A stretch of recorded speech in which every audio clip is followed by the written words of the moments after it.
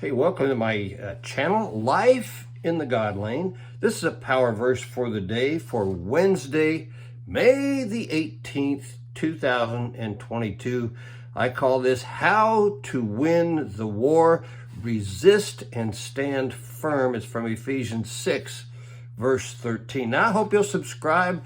Hit the little bell so you get notified every time I put one of these messages out, which is once a day.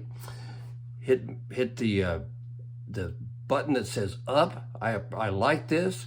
Make comments. Share the video with someone else. Could be very, very impactful on their life.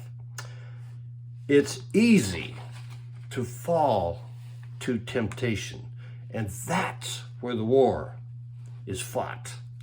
I worked in auto sales for 13 years and 9 months, and one way that profit is earned in auto sales is to allow on trades. Let me explain that to you.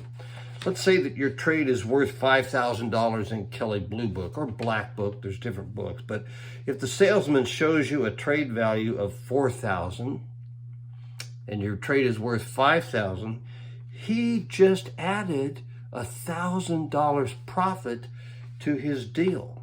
And they typically work on commission.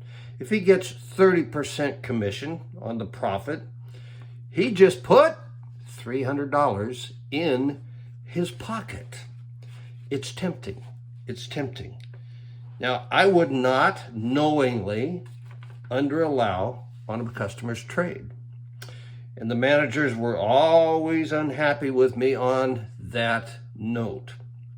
Sometimes they would do it without me knowing, and I was not happy about that. I don't believe in cheating people. I don't believe in deceiving people. And I don't care what it costs me. So how do you win the temptation war? And we're always under temptation for lots of things. But I think this is an area that's pretty typical for Christians, especially in business. Look at Ephesians 6, verse 13. Therefore, take up the full armor of God, so that you may be able to resist in the evil day, and having done everything, to stand firm. It starts by taking up the full armor of God, or all the weaponry of God, which we've talked about before. When you are armored up, you can resist, you can stand firm against temptation. Notice that our call is to resist in the evil day. So when is the evil day? That's a pretty important thing to define. When is the evil day? Ephesians 5:16 defines it. Making the most of your time because the days are evil. The day of evil is now. Now is the day of evil. Our days are evil times. Evil is pervasive. We live in an evil time. That's obvious every time you turn on the news. So let me affirm that when it comes to profit with many Christians, I've seen this over 50 years. You know what happens? Morality goes out the window. That's not okay, folks. That is not okay.